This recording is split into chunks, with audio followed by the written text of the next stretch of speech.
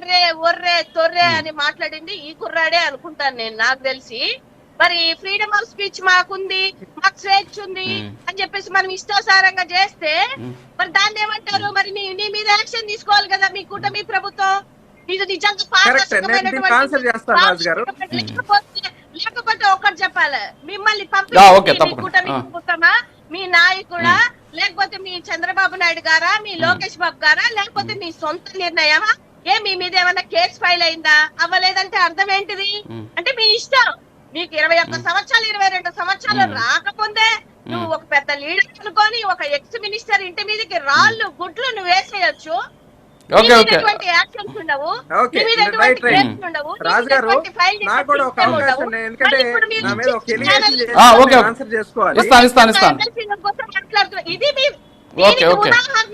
దీనికి మీ కూటమి పరిపాలనలో ఉదాహరణ మీరు చేసిన పనే ఎగ్జాంపుల్. అది ఎగ్జాంపుల్ కోసం చెప్తున్నా బ్రదర్. ఇప్పుడు గుర్తుపెట్టుకోవాలి, మరి నేను అన్నాను కదా, నేను అనను. ఎందుకంటే మాకు ఇలాంటి రాజకీయ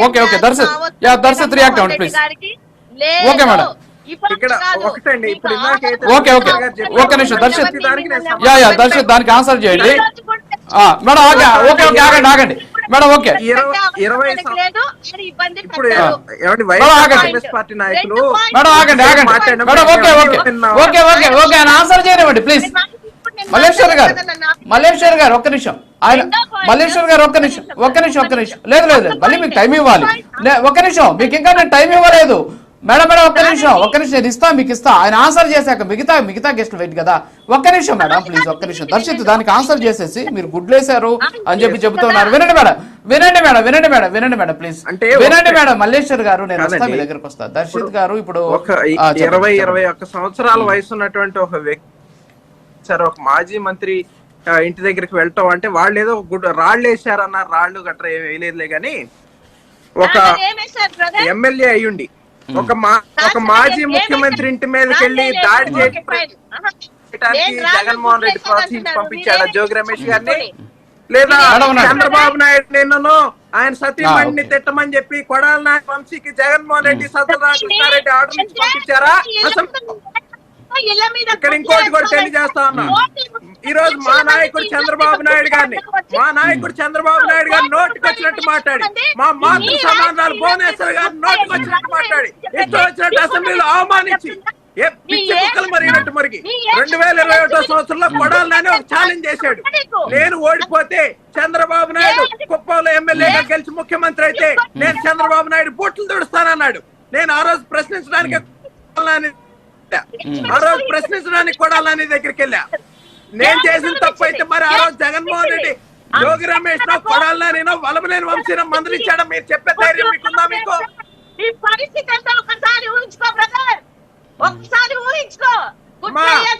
ఇదిగో ఒకటి తెలియజేస్తా ఉన్నాం, జగన్మోహన్ రెడ్డి గారిని మా పార్టీ అధికార ప్రతినిధి ఒక మాట అంటే నా అభిమానులకు బీపీలు వస్తాయని జగన్మోహన్ రెడ్డి గారు చెప్పినప్పుడు చంద్రబాబు నాయుడు గారిని అంటే మాకు బీపీలు రావా? చంద్రబాబు నాయుడు గారు సతీమణి అంటే మాకు బీపీలు రావా? Okay sir okay okay okay okay ఇద్దరు ఆగండి ఒక్క నిమిషం. ఓకే మేడం మేడం ఆగండి ఆగండి ఒక్క నిమిషం ఒక్క నిమిషం. కృష్ణాంజనేయులు గారు okay sir okay sir okay sir okay అండి. దర్శిత్ గారు మల్లేశ్వర్ గారు ఆగండి ప్లీజ్. ఓకే ఓకే ఓకే అండి okay okay okay okay Darshit గారు మల్లేశ్వర్ గారు ఒక్క నిమిషం సార్. కృష్ణాంజనేయులు గారు సో ఇప్పుడు ఒక్క నిమిషం సార్ వస్తా, మీ దగ్గరకు వస్తాను, మళ్ళీ వస్తాను. గెస్టులు వెయిట్ చేస్తున్నారు కదా, ఒక్క నిమిషం వారికి మనం టైం ఇవ్వాలి కదా. కృష్ణాంజనేయులు గారు ఇందాక మన దర్శిత్ గారు మాట్లాడుతూ కొన్ని అంశాలు చెప్పారు. ఆధారాలు దొరికిన తర్వాతనే వీళ్ళందరినీ కూడా అరెస్ట్ చేస్తున్నాం మేము అని చెప్పేసి ఒక అంశాన్ని చెప్పారు. అంటే ఆధారాలు లేకుండానే వీళ్ళు గతంలో ఆరోపణలు చేశారు అనుకోవచ్చా? నెంబర్ 1. నెంబర్ 2, నాగమల్లేశ్వర్ గారు ఏమంటున్నారంటే మొత్తం కక్షపూరితమే, అందరిని కూడా అరెస్ట్ చేశారు అని చెప్పి వారు మాట్లాడుతూ ఉన్నట్టు పరిస్థితి. సో ఓవరాల్గా ఏమంటారు మీరు? రాజు గారు, మీరు ఎమ్మెల్సీ అనంతబాబుకు సంబంధించినటువంటి ఆ కేసు విషయంలో చాలా కీలకమైనటువంటి అంశాలు ప్రజలకు తెలియాల్సినటువంటి అవసరం ఉంది. అనంతబాబు ఆ రోజున ఎమ్మెల్సీగా ఉండి తన దగ్గర ఉన్నటువంటి డ్రైవర్ సుబ్రహ్మణ్యాన్ని హత్య చేసి అతను డోర్ డెలివరీ చేశారు. అది వీడియో ఉన్నాయి. ఆ డెడ్ బాడీని డోర్ డెలివరీ చేసిన వీడియోలు అతనే రిలీజ్ చేసినటువంటి పరిస్థితి. ఇవన్నీ చేసిన తర్వాత ఇప్పుడు నాగమల్లేశ్వర గారు ఏం చెప్తున్నారు అంటే మేము సస్పెండ్ చేసామని అంటారు. మీరు రాజకీయ పరమైన నిర్ణయం సస్పెండ్ చేసి, నేను ఒకటి చెప్తానండి, ఒక హత్య చేసి హత్య ఆరోపణలు ఉన్నటువంటి వ్యక్తి, ఆయన ఎమ్మెల్సీ కావచ్చు, సీఎం కావచ్చు, పిఎం కావచ్చు, ఎవరైనా సరే హత్య ఆరోపణలు ఉన్నప్పుడు ఎఫ్ఐఆర్ కేసు కట్టడం అనేటువంటి అంశం ప్రాథమికమైనటువంటి అంశం. కానీ అనంతబాబుకు సంబంధించినటువంటి విషయంలో డ్రైవర్ సుబ్రహ్మణ్యాన్ని హత్యకు సంబంధించినటువంటి వ్యవహారంలో 48 గంటలు పట్టిందండి కేసు నమోదు చేయడానికి. ఆ రోజున పోలీసులు ఎఫ్ఐఆర్ కట్టలేదు. ఎఫ్ఐఆర్ కట్టించడం కోసం దళిత సంఘాలు, ప్రజాస్వామికవాదులు ఆ బాడీని తీసుకోకుండా అక్కడ మార్చరీ దగ్గర ఉద్యమం చేసిన తర్వాత 48 గంటల తర్వాత ఎఫ్ఐఆర్ కట్టారండి.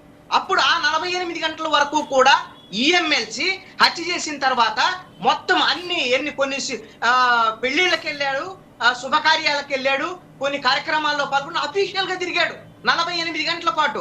ఆ తర్వాత ఎస్పీ రవీంద్రనాథ్ బాబు ఆ రోజున ప్రెస్ కాన్ఫరెన్స్ పెట్టి ఎప్పుడు 48 గంటల తర్వాత అనంతబాబు గారు అంటూ పదే సంబోధిస్తూ ఆయన మాట్లాడినటువంటి మాటలు ఇవన్నీ కూడా చూసాం. అంటే పోలీసులు లేకపోతే ప్రభుత్వము వాళ్ళ ఎమ్మెల్సీ అయినంత మాత్రం ఊడికం చేయడానికి వీల్లేదు. అయితే రెండో అంశం ఏంటంటే మేము సస్పెండ్ చేసామని అంటారు. సస్పెండ్ చేశారు. సస్పెండ్ చేసిన తర్వాత ఆయన బయటకు వచ్చాడు. 7 నెలల తర్వాత 8 నెలల తర్వాత బయటకు వచ్చాడు. బయటకు వచ్చిన తర్వాత సస్పెండ్ అయినటువంటి అనంతబాబు ఎలా వచ్చి జగన్మోహన్ రెడ్డికి సంబంధించినటువంటి మీటింగ్ లో పక్కన ఎలా కూర్చుంటాడు? మీరు సస్పెన్షన్ లో ఉంచాలి కదా. అతను నేరారోపణలకు సంబంధించినటువంటి ఏమన్నా క్లీన్ చిట్ వచ్చిందా?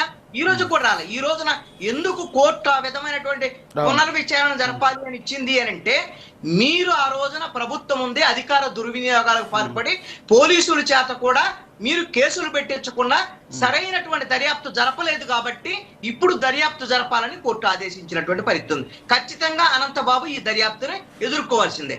రెండో అంశం ఏంటంటే, దర్శిత్ గారు కానీ లేకపోతే జనసేన నాయకులు కానీ చెప్పేదాని ప్రకారంగా మేము అన్ని ఆధారాలు ఉంటేనే కేసులు పెడతాము అని మాట్లాడేటువంటి మాటలకు సంబంధించినటువంటి వ్యవహారంలో మీరు గమనించండి. నేను మొదటే ప్రస్తావన చేశా, ముఖ్యమంత్రి చంద్రబాబు నాయుడు ఆంధ్రప్రదేశ్ అసెంబ్లీలో మొట్టమొదటి సమావేశాల్లో 7 వైట్ పేపర్స్ విత్ ఎవిడెన్సెస్ మొత్తం వాళ్ళు సుదీర్ఘంగా ఒక అసెంబ్లీ సమావేశాలు మొత్తం దానికే ఉపయోగించారు.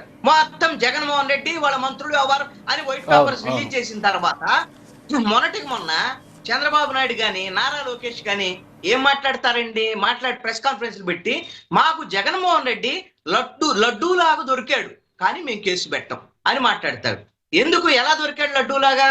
సెకీతో ఒప్పందాలు చేసుకొని, ఆదానితో ఒప్పందాలు చేసుకొని 1750 కోట్ల రూపాయలు ఆ అవినీతికి పాల్పడ్డాడు జగన్మోహన్ రెడ్డి అనేటువంటి విషయం అమెరికా దగ్గర నుంచి ఇక్కడ వరకు ఆరోపణలు వచ్చిన తర్వాత 1,30,000 కోట్ల రూపాయలు ప్రజల మీద భారాలు వస్తున్నాయి అని చెప్పేసి ఆ రోజున పయ్యావుల కేసులతో మీరు ప్రతిపక్షంలో ఉన్న సమయంలో కేసులు పెట్టించి ఈ రోజున ఆ కేసులో జగన్మోహన్ రెడ్డి మీద మీరు ఏమన్నా విచారణ జరిపించారా? సెకీతో జరిపినటువంటి ఆ ఒప్పందాలను రద్దు చేశారా? ఎందుకు జరపలేదు అంటే, ఆదానితో జగన్మోహన్ రెడ్డి ఏదైతే ఆ రోజున ముడుపులు తీసుకున్నాడో ఈ రోజున ఆదాని మీకు మంచి మిత్రుడైపోయాడు. అందుకని జగన్మోహన్ రెడ్డి మీద కూడా